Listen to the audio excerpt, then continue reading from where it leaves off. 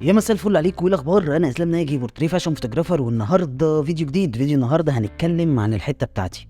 انت جيت في ملعبي. لما اقول لك تصوير بورتريه اعرف ان انت تاخد نصايح محترمه قوي عشان تعرف تطلع بورتريه باحسن طريقه ممكنه. والنهارده هنتكلم عن اهم 5 حاجات لو عملتهم في البورتريه بتاعك هيروح معاك في حته تانية خالص. فيلا بينا. ايه هو اصلا تعريف البورتريه؟ البورتريه هو اظهار الملامح للشخصيه اللي انت بتصورها. يعني لو انت عايز تحط اللي انت بتصوره دوت في شكل شرير، فانت هتظهره ازاي، او ايه الملامح او الزوايا او الاضاءه اللي ممكن تظهره بالشكل دوت.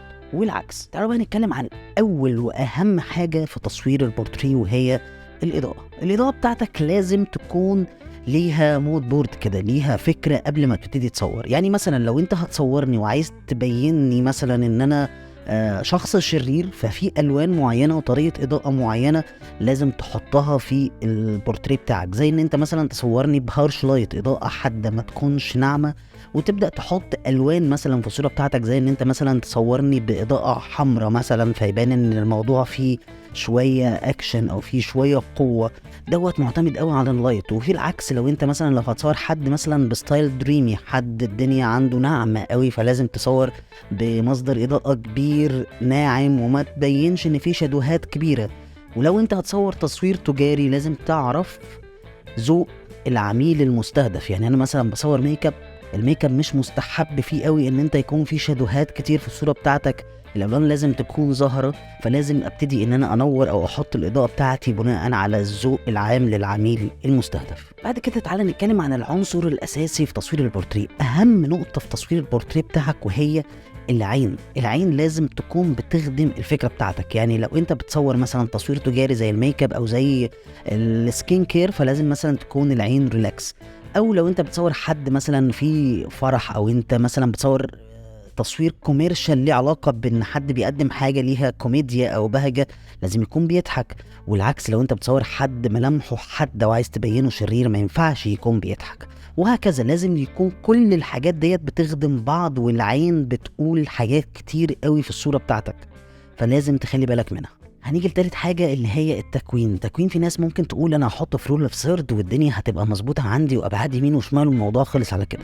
التكوين انت ممكن تتكلم بيه كتير قوي عشان توصل فكرة. يعني مثلا لو انت عايز توصل ان في حد منتظر المستقبل، بتحطه في جنب الكادر بتاعك وابتدي تحط اضاءة من الجنب التاني، ويكون الجنب الفاضي الكبير هو اللي هو باصص ناحيته. والعكس، لو انت عايز حد بيفكر في الماضي، هيبقى الجنب الفاضي الكبير ورا. عايز تحسس ان اللي بيتصور دوت مزنوق او محبوس، بتحاول ان انت تقص من ابعاد الصورة بتاعته.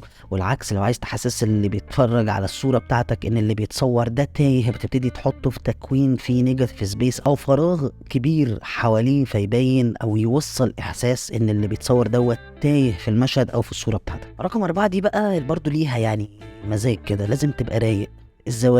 الزوايا مفيش زاوية اسمها زاوية ستاندر.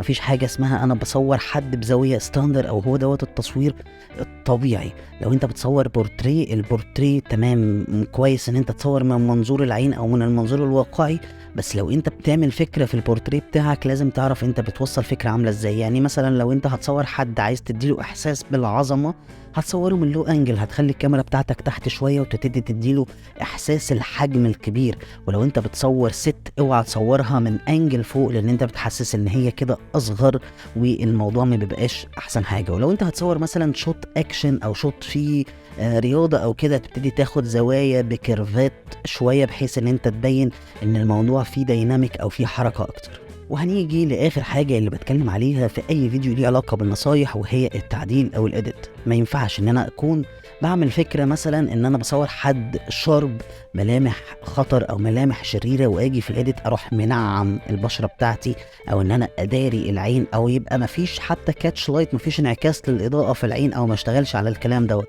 لازم لو انا هصور دريمي الصوره بتاعتي تبقى سوفت. لو انا هصور حاجه فيها شاربنس شويه، لازم يبقى الاضاءه بتاعتي او الايديت بتاعي برضه يفضل شارب، ويفضل فيه تفاصيل، ويفضل فيه ملامح. ومش دايما ان انت تشيل كل تفاصيل البشرة دي حاجة كويسة، بالعكس كل ما بقيت طبيعية ويبان ان انت مش عامل ايديت، وباين المسام وباين البورز بتاعتك وكل حاجة موجودة في مكانها، دوت بيكون انسب واريح كتير للعين. اتمنى يكون الفيديو عجبكم.